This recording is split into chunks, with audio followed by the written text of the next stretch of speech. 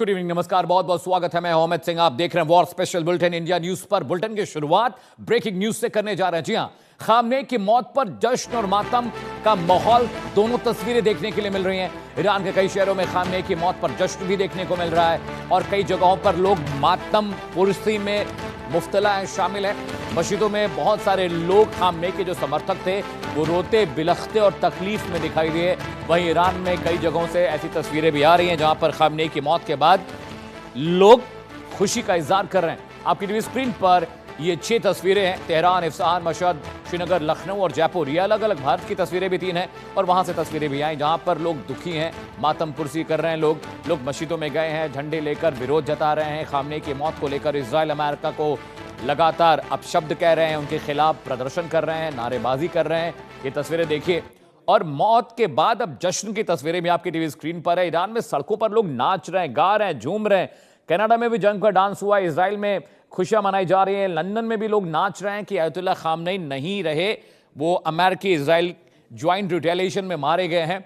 तो कहीं खुशी है और कहीं गम देखने को मिल रहा है। लेकिन इस वक्त ईरान से बड़ी तस्वीरें आ रही हैं। ईरान से लगातार बड़ी खबर आ रही है, जो हम आपको इंडिया न्यूज़ पर अपने दर्शकों को वॉर से जुड़ी खबरें लगातार बता और समझा रहे हैं। ये तस्वीरें जो आप देख रहे हैं, लगातार ऐसी तस्वीरें हम आपको दिखाते रहेंगे। अपडेट लगातार आ रहा है। बड़ा अपडेट ये है कि अमेरिका ने एक बार फिर से ईरान को धमकी दी है कि आप घुटने टेक दीजिए, जंग बंद करिए, नहीं तो और खतरनाक हमला होगा। मुश्तबा खामनेई अब सुप्रीम लीडर हैं ईरान के, उनके पिता की मौत के बाद। इसके अलावा इजराइल अभी भी लगातार हमला कर रहा है। कुल 9 खाड़ी देशों में ईरान ने रिटेलिएशन किया है। Iraq, Iran, Tehran, Azerbaijan, Jordan, Kuwait, Qatar, इन इलाकों में हमले हुए हैं। बहरीन और अबू धाबी के एयरपोर्ट पर हमले हुए हैं। सऊदी अरब के एयरपोर्ट पर हमले हुए हैं। दुनिया का इकलौता 7 स्टार होटल जो है दुबई में, वहां पर भी हमले हुए हैं। बुर्ज खलीफा को खाली करा लिया गया एहतियातन। और ऐसे बहुत सारे अपडेट लगातार जंग के मैदान से आ रहे हैं। लेकिन वॉर सिनेरियो समझने के लिए आपको ग्राउंड पर जाना पड़ेगा। लेकिन आप घर पर बैठे हुए हैं, आप ग्राउंड पर नहीं जा सकते, तो हम आपके लिए डिटेल लेकर आएंगे। आप समझिए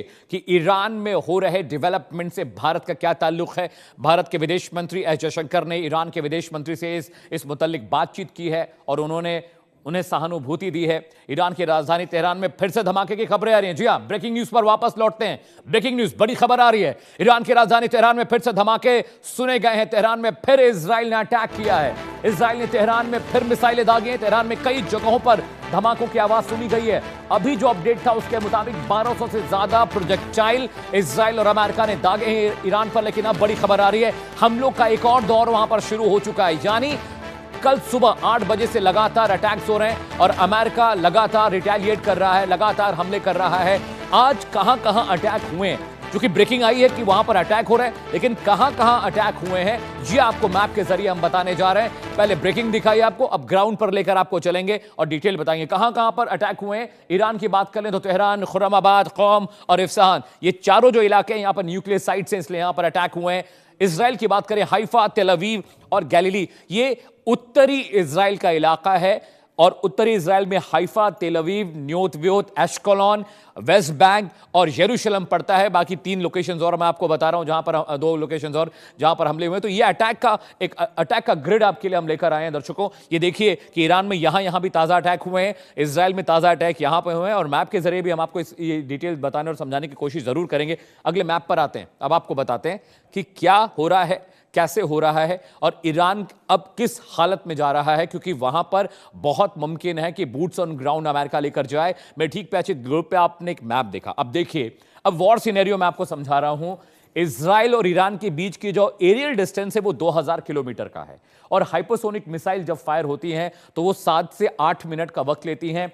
ईरान से अगर कोई रॉकेट दागा जाता है तो वो इजराइल पहुंचने में 7 से 8 मिनट का वक्त लेता है। अगर खुर्रम शहर दागी गई, अगर बद्र दागी गई, अल फतह दागी गई, तो क्योंकि वो सुपरसोनिक होनी चाहिए, क्रूज होनी चाहिए, तभी वो 7 मिनट के अंदर पहुंचेंगी। और समझिए, अमेरिका ने अपने वॉरशिप कहां कहां लगा रखे हैं इन मिसाइलों को इंटरसेप्ट करने के लिए। देखिए, यहां पे अमेरिकन वॉरशिप्स हैं। ये ब्लू एरिया आप देख रहे हैं, ये स्ट्रेट ऑफ हॉर्मुज है, जिसे हिंदी में फारस की खाड़ी कहते हैं। यहां पर वॉरशिप्स डिप्लॉयड हैं। यहां से अगर ईरान से रॉकेट मिसाइल फायर होती है तो यहां पर जो इंटरसेप्टर्स अमेरिका के लगे हैं, जो थर्ड उनका डिफेंस सिस्टम लगा हुआ है, वो यहां से उनको रोकेगा और यहां से इंटरसेप्ट करेगा। पीसीआर प्लीज पहले मैप पर आइए, पहले मैप पर आइए। तो आपको हम जो दिखा रहे थे पहला मैप, यानी ईरान और इजराइल के बीच की दूरी। तो यहां से अगर कोई रॉकेट फायर होता है तो यहां पर इंटरसेप्टर्स लगे हैं, वो उनको यहां बीच में मारेंगे। इसके अलावा इजराइल में पूरा आयरन डोम लगा हुआ है, तो ये जो मिसाइलें आ रही है, क्योंकि 90% एक्यूरेसी है, इस वजह से करीब 10% रॉकेट तो टच डाउन हुए हैं। इसलिए जो उत्तरी इजराइल में हाइफा, तेल अवीव, गैलिली, न्योत व्योत, वेस्ट बैंक, यरूशलेम में जो हमले हुए इसीलिए हुए। अगले मैप पर आते हैं। इजराइल ईरान की दूरी देख ली, अब अमेरिका और ईरान की दूरी आपको दिखाते हैं। देखिए एरियल डिस्टेंस 11,000 किलोमीटर का है, मतलब ईरान से कोई रॉकेट फायर होगा तो उसको 11,000 किलोमीटर ट्रैवल कर कर यहां पर पहुंचना होगा। और अभी तक ईरान के पास इतनी बड़ी मिसाइल नहीं है जो 11,000 किलोमीटर का ट्रैवल कर कर अमेरिका को वहां पर मार सके। इसीलिए सबसे बड़ा खतरा किसको हो रहा है? इजराइल। ईरान यहां पर है, इजराइल यहां पर है, तो इजराइल बहुत करीब है ईरान के, इसलिए उसको खतरा है, लेकिन अमेरिका बहुत दूर है, तो अमेरिका को ईरान छू भी नहीं सकता। और अमेरिका यहां से ट्रैवल कर कर यहां उसके ट्रूप्स और उसके वॉरशिप्स यहां पर पहुंचे। जरा सोचिए कि उतनी दूर से ट्रैवल कर कर, पूरा इलाका ट्रैवल कर कर यहां पहुंचा है अमेरिका अपने वॉरशिप और अपने फ्रिगेट्स को लेकर। तो यहां पर अटैक हो रहा है। यहां पर जो ब्लू लाइन आपको दिख रही है, ये फारस की खाड़ी है, यहीं पर सारे डिप्लॉयड हैं, चाहे उनके डिस्ट्रॉयर्स हो, चाहे उनके वॉरशिप्स हो, चाहे उनके हॉवरक्राफ्ट्स हो। तो यहां पर ईरान से हमला हो रहा है। स्ट्रेट ऑफ हॉर्मुज ये है, ये वाला इलाका, यानी अमेरिका बहुत दूर है, अमेरिका बहुत सुरक्षित है, ईरान उसका कुछ भी नहीं बिगाड़ सकता। लेकिन यहां पर सोचिए, इतनी दूरी ट्रैवल कर कर यहां पर अमेरिकी वॉरशिप पहुंचे हैं, अब यहां पर वो ईरान को मार रहे हैं। इस मैप के जरिए आप समझिएगा कि अमेरिका ईरान की जद से, पहुंच से बहुत बाहर है, बहुत दूर है, लेकिन इजराइल पर खतरा था और इसीलिए इजराइल बार बार यह चाह रहा था कि अमेरिका वक्त रहते जल्द से हमला करे। लेकिन अगले मैप की तरफ आते हैं, आपको अगले मैप के जरिए समझाने की कोशिश करेंगे कि आखिर अभी क्या डिटेल है, आपको बताने जा रहे हैं। एक मैप और आपको दिखा रहे हैं, वहां पर आपको हम समझाएंगे कि बाकी अभी ये वॉर कितना एस्केलेट होने जा रहा है। अब देखिए वर्ल्ड मैप पे हम आ गए।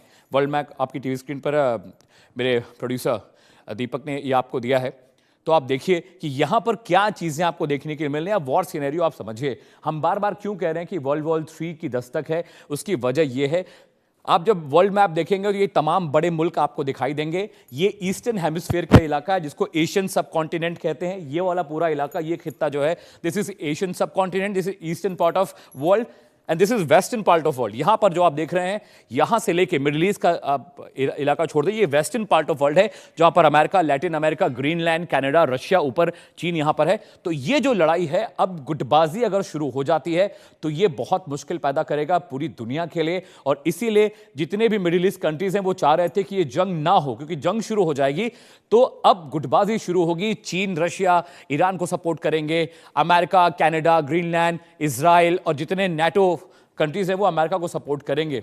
इसीलिए ये अब मामला बहुत खतरनाक होता जा रहा है। हालांकि खामनेई की मौत के बाद थोड़ा फर्क जरूर पड़ेगा। एक बड़ा पैनल मेरे साथ जुड़ रहा है डिफेंस एक्सपर्ट्स का, जानकारों का, उनके जरिए हम समझने और जानने की कोशिश करेंगे कि आखिरकार किस तरह से अब ये जंग यहां से एस्केलेट होगी, कितनी लंबी ये जंग चलेगी, समझने की कोशिश करेंगे। कर्नल दिनेश शर्मा मेरे साथ हैं सर, बहुत बहुत स्वागत है, बहुत बहुत शुक्रिया वक्त देने के लिए। मेजर मोहम्मद अली शाह भी मेरे साथ हैं sir, welcome to the show, आपका भी बहुत बहुत शुक्रिया कि आप वक्त निकालकर हमारे लिए आए। जय हिंद सर। सबसे पहला सवाल दिनेश सर मैं आपसे पूछूंगा कि खामनेई साहब नहीं रहे, जितना यूफोरिया भोकाल क्रिएट करना था ईरान को या मिडिल ईस्ट को या दुनिया भर के डिफेंस एक्सपर्ट मेरे साथ पैनल पे बैठते थे स्टूडियो में, कहते थे अमित अमेरिका की हिम्मत नहीं है कि ईरान पर हमला कर दे, क्योंकि उनके पास मिसाइल्स हैं, रॉकेट्स हैं, सुपरसोनिक है, अल फतह है, खुर्रम है, दुनिया भर की बातें वो करते थे और वो कहते थे ये सिर्फ प्रेशर पॉलिटिक्स है, दबाव बनाएंगे कि ईरान झुक जाए। लेकिन मैंने उनसे सर एक बात कही थी कि जो तैयारी है ये झुकाने वाली तैयारी तो नहीं लग रही है अमेरिका की। आपका पहला रिएक्शन सर, ये जंग कितने दिन चलेगी अब खामनेई की मौत के बाद? देखिए साहब, ऐसा है कि मैं थोड़ा सा 1 मिनट लूंगा।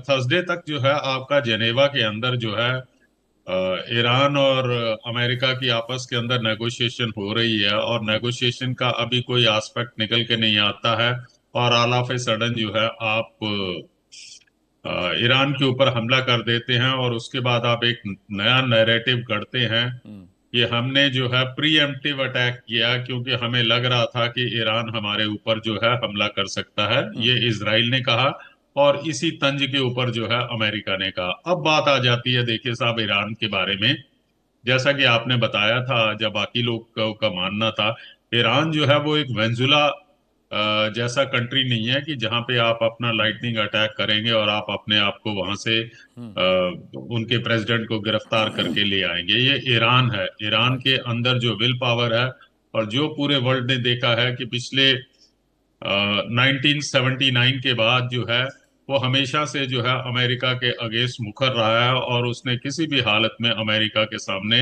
घुटने नहीं टेके हैं और ना सरेंडर किया था। हाँ, इस बार जो थर्सडे को जो जिनेवा के अंदर इनके आपस के अंदर नेगोशिएशन हो रही थी, उसके अंदर जो है ईरान राजी हो गया था अपने न्यूक्लियर डेवलपमेंट के लिए, वो राजी हो गया था। और अमेरिका चाहता था कि इन ये जो है अपनी बैलिस्टिक मिसाइल्स जो है वो 2000 किलोमीटर से ज्यादा का इनका रेंज ना हो। और इसके लिए अभी बातचीत चल रही थी कि अचानक ही बीच के अंदर इजराइल जो है वो कूद पड़ता है और वो कहता है कि इनकी बैलिस्टिक मिसाइल का जो प्रोग्राम है उसकी रेंज जो है 1000 से ज्यादा नहीं होनी चाहिए थी, क्योंकि उसे खतरा था कि अगर 1000 से ज्यादा होती है या 2000 उसकी रेंज है, मिसाइल की रेंज, तो वो इसराइल को आने वाले दिनों में एक प्रकार से खतरा पैदा कर सकता था। लेकिन ईरान के लिए अपने बैलिस्टिक मिसाइल प्रोग्राम को बिल्कुल अबंडन करना, ये उसके सिक्योरिटी के लिए एक प्रकार से बहुत बड़ा थ्रेट था।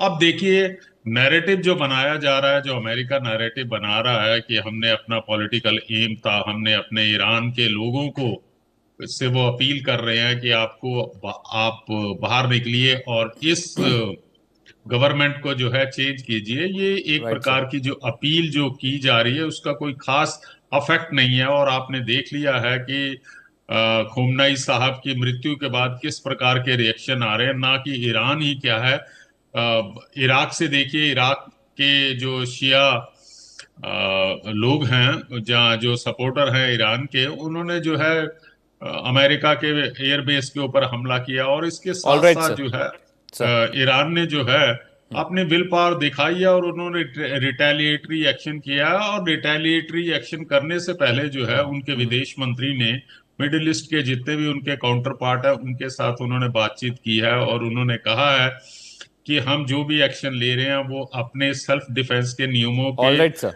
All right sir. All right sir, please stay with me colonel साहब। मेजर साहब, मैं आपके पास आ रहा हूं अभी। मेरा सवाल ये था कर्नल साहब से कि खामने वहां पर मारे गए हैं, तो जब लीडर मर जाता है, और ये सबको सूत्र बता रहा है, हालांकि सोर्सेज ये कंफर्म है कि मुश्तबा भी ईरान में नहीं है इस वक्त, इस समय मुश्तबा ईरान में नहीं है, वो ईरान से बाहर है। हालांकि सर्वोच्च लीडर उन्हें नियुक्त किया गया पिता की मौत के बाद। यहां से सर वॉर सिनेरियो क्या देख रहे हैं आप? ईरान कितने दिन तक इस जंग में मुफ्तला रहेगा, शामिल रहेगा? क्योंकि जब लीडर मर जाता है तो मोरल वैसे ही डाउन हो जाता है। क्या ये जंग अभी आपको लंबी खिंचती दिख रही है, 10-15 दिन से ज्यादा ऊपर जाने वाली है, या आपको लगता है ईरान जल्द सरेंडर करने वाला है 10-15-20 दिन के अंदर? मेजर साहब। जी देखिए, अगर ईरान को सरेंडर करना होता तो ईरान कब का बहुत पहले सरेंडर कर चुका होता और ये नौबत नहीं आती। Right sir. यहाँ पर उनके जो सुप्रीमो है अयतुल्ला अली खोमेनी साहब को जब मार के उसके बाद उनके बेटे जो सुप्रीमो हुए हैं वो सरेंडर करेंगे कि कभी नहीं, कतई नहीं करेंगे। उन्होंने खुद देखा है कि उनके फादर जब खुद वो शहीद हो गए थे, वो उनको शहादत प्राप्त हुई, वो मर गए थे वहां पे लड़ते लड़ते, लेकिन वो उनको मालूम था कि ऐसा होने वाला है। देखिए मैं आपको ये बता दूं अमित भाई, अमेरिका ने ना 100 से अधिक राष्ट्रों पे अब तक मिलिट्री एक्शन करा है, लेकिन अब तक किसी की मजाल नहीं हुई कि चू भी कर सके अमेरिका के खिलाफ, क्योंकि अमेरिका के पास शक्ति है, डॉलर है, पैसा है, इतनी बड़ी सुपर पावर है, ग्लोबल पावर है। तो किसी अमेरिका का, जब अमेरिका ने वेनेजुएला के प्रेसिडेंट माडुरो को जब किडनैप किया था, अगवा किया था, उसी टाइम पे मैंने कह दिया था कि ये एक शुरुआत है अमेरिकन एम्पायर के अंत की। उनका डाउनफॉल यहां से शुरू हो गया। एक आप कैसे एक सोवरेन राष्ट्र के राष्ट्रपति को रातों रात आप अगवा करके ले आ सकते हो? अमेरिका ने कई राष्ट्रों में मिलिट्री एक्शन करके कई राष्ट्रों में रिजीम चेंज किया है। कुछ तरह के तालिबान का हुआ 2001 में, या उन्होंने चिली में किया था, उन्होंने क्यूबा में किया था, उन्होंने बहुत से, मतलब मैं गिना सकता हूं आपको, अनगिनत हैं। कुछ एक राष्ट्र में आपको, मेरे को एक बार बस 2 मिनट का अनइंटरप्टेड मौका देगा, क्योंकि मैंने इसके बारे में बहुत पढ़ के आया हूं, तो मैं चाहता हूं कि मैं ये बताऊं इसके बारे में कि मिलिट्री राज जो है अमेरिका का मिलिट्री ऑक्यूपेशन, जैसे कि फिलीपींस में 1898 से 1946 अन इनकॉर्पोरेटेड टेरिटरी में, जो कि पहला मिलिट्री एडमिनिस्ट्रेशन था, और बाद में वो इंसुलर ठीक है मेजर गवर्नमेंट। साहब, स्टे विथ मी, एक ब्रेकिंग न्यूज आ रही है, मैं ले लूं, बहुत बड़ी खबर आ रही है। जी हां, मैं आपके पास आता हूं मेजर साहब। ईरान के राष्ट्रपति मसूद पेजेश्कियन का बड़ा बयान आया। उन्होंने कहा कि ईरान के बड़े धार्मिक नेता की हत्या की गई। खामनेई की हत्या मुसलमानों के खिलाफ खुली जंग है, यह बात पेजेश्कियन ने कही है। जिम्मेदार लोगों को सजा देना ईरान का अधिकार है। तो देखिए, खामनेई साहब की मौत के बाद अब पेजेश्कियन साहब भी ज्यादा एक्टिव और मुखर होकर बयान दे रहे हैं। उन्होंने कहा है कि जिम्मेदारी जिसकी है उसे सजा मिलेगी। मेजर साहब, अब जिस बात का हम जिक्र आप कह रहे थे और आप भी कह रहे थे कि अगर सरेंडर करना होता तो पहले कर देते, लेकिन अब मुझे लगता है कि यहां से और ज्यादा एस्केलेशन होगा, ये जंग और भीषण होगी, क्योंकि जब आपको ये मोटिव मिल जाता है कि भाई आपको खत्म होना है या खत्म करना है, तो फिर जंग रुकती नहीं है। मेजर साहब, बिल्कुल आपकी बात बिल्कुल सही है। तो अगर सरेंडर करना होता तो ये पहले सरेंडर कर चुके होते, और अब से शायद हो सकता है अगर ये और थोड़ा और दबाव डालते ईरान के ऊपर, क्या पता, कुछ पता नहीं कि ह्यूमन साइकोलॉजी के बारे में। लेकिन अब तो नामुमकिन है। अब तो सरेंडर ईरान की तरफ से, मैं क्या कुछ भी कर ले, क्योंकि ईरान को अभी जो खोना था खो चुके हैं। अब कुछ उनमें डर नहीं है कुछ खोने का। अब वो बस, अब जैसे कि सुसाइड बॉम्बर होता है ना, वो मरने ही आता है, उसको मालूम है अब मरने से पहले मैं जितने भी लोगों को तबाह कर सकूं मैं कर लूं। ईरान की अब वो मेंटालिटी हो जाएगी। अभी मैं अब आपको गिना रहा था कि जो मिलिट्री रूल के ऊपर जो अमेरिका ने, कुछ देश है जैसे कि क्यूबा, वो 1898 से लेके 1902 वो के प्रोविजनल मिलिट्री गवर्नमेंट उन्होंने फॉर्म करी थी वहां पर, जो कि मिलिट्री एडमिनिस्ट्रेशन जो स्पेन ने क्रिएट किया था क्यूबा और अमेरिका के साथ।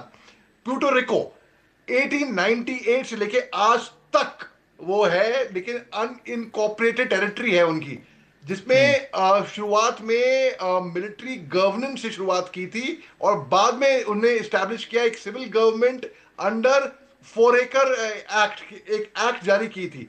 फिर पैनामा कैनाल जोन 1903 से लेके 1979, जहां पे concession of the states of Panama, जो कि पहली एडमिनिस्ट्रेटेड अंडर इस्तिमिल कैनाल कमीशन, एक प्रॉपर कमीशन बिठाई थी, और बाद में गवर्नरशिप उसकी हुई, अवार्ड किया वो पैनामा कैनाल जोन ने। हैती 1915 से लेकर 1934 मिलिट्री ऑक्यूपेशन था उसका, वो ऑक्यूपाई किया कि फाइनेंशियल इंटरेस्ट अमेरिका के स्टेबलाइजेशन ऑफ हैती और पार्ट ऑफ ब्राना वारिस। ठीक है। और फिर डोमिनिकन रिपब्लिक उन्होंने 1916 से लेकर 1924 जाके प्रोविजनल मिलिट्री गवर्नमेंट थी, ऑक्यूपाई किया था सेक ऑफ डेप्थ रिपेमेंट के, यूरोपियन क्रेडिटर्स के भाई पैसे उधार लेते थे, इसके लिए। निकारागुआ 1912 से लेकर 1933 मिलिट्री ऑक्यूपेशन था, ऑक्यूपाई हुआ था वो फाइनेंशियल इंटरेस्ट यूनाइटेड स्टेट्स के मोर से, और प्रिवेंशन हुआ था वो construction of the Nicaragua canal, जो कि ब्राना वॉर्स कहलाता है एक तरीके से। ठीक है मेजर साहब, मैं आपके पास आता हूं, आप बहुत क्रूशियल जानकारी दे रहे हैं। आखिरी 2 पॉइंट। जापान का मेनलैंड 1945 से लेकर 1952 मिलिट्री ऑक्यूपेशन था, जो कि वर्ल्ड वॉर 2 के बाद जो ट्रीटी, जो सैन फ्रांसिस्को की ट्रीटी साइन हुई थी, तब जापान के अंदर मेरे साथ ज्यादा वक्त नहीं है, मैं चाहता हूं कर्नल साहब का भी रिएक्शन ले लूं। माफी चाहता हूं, आपको बीच में रोक रहा हूं। नहीं कोई बात। कर्नल साहब, अभी जो सिचुएशन है, जैसा कि मेजर साहब भी बता रहे हैं कि अब ईरान को करो या मरो की स्थिति में ईरान है, और अमेरिका ने भी सर कहा है कि अगर ईरान नहीं सरेंडर करता है तो हमले और ज्यादा होंगे। 1200-1400 मिसाइलें दाग चुके हैं दोनों मुल्क मिलकर। स्टेट ऑफ हॉर्मुज पे बंदर अब्बास का जो इलाका है वहां पर भी लगातार अमेरिका अटैक कर रहा था कि वो रास्ता बंद न करने पाए ईरान। अब वॉर एस्केलेशन सर आप देख ही रहे हैं, क्या अमेरिका अपना मनपसंद पिट्ठू वहां बिठाएगा, या मुश्तबा को आप देख रहे हैं कि मुश्तबा फिर से पावर रिटेन करेंगे? देखिए साहब, ऐसा हो जाता है कि हर एक देश की अपनी असमत होती है, अपनी इज्जत होती है। बात करते हैं ईरान की। ईरान ने ऑलरेडी जो है अनाउंस कर दिया है कि उन्होंने फारस की खाड़ी या स्टेट ऑफ हॉर्मुज़ जो है उसको जो है बैन कर दिया अमेरिकन शिप्स के लिए या बाकी अदर कमर्शियल एक्टिविटीज के लिए। अगर इसको इन्होंने पूरी तरह से कंट्रोल कर लेते हैं ईरानियन, तो उसके बाद जो है बाकी वर्ल्ड के जो कंट्रीज हैं उनके ऊपर भी इसका काफी अफेक्ट पड़ेगा। अब बात आ जाती है कि आगे क्या होगा। देखिए साहब, ऐसा है कि किसी भी देश को अगर आपने सरेंडर करवाना है तो आप एयर अटैक और मिसाइल्स के अटैक के साथ जो है आप उसकी विल पावर को खत्म नहीं कर सकते हैं। आप वहां पर जो है कोलेटरल डैमेजेस कर सकते हैं। पूरी तरह से किसी कंट्री को, जो आर्म्ड फोर्सेस को सरेंडर करने के लिए आपको अपनी फुट सोल्जर जो है, जो आपके अपने फुट्स ऑन सिपाही ग्राउंड से, हैं, हाँ, सोल्जर हैं, फुल उनको सर्वेंट। अटैक के लिए अंदर भेजना पड़ेगा ताकि वो इलाके को पूरी तरह से कैप्चर करे और अपने कंट्रोल में लाएं। लेकिन आज की तारीख के अंदर जो है ना, अमेरिका इस पोजीशन में है कि वो अपने फुट सोल्जरों को भेजे डायरेक्ट कन्फ्रंटेशन के लिए, और ना ही इजराइल भेज सकता है। एक पॉसिबिलिटीज है, क्योंकि उसका एक पिट्ठू जो है, जिसको पिछले 3-4 महीने से जो है डोनाल्ड ट्रंप काफी खाने पे बुला रहा है और उसको बड़ी तारीफें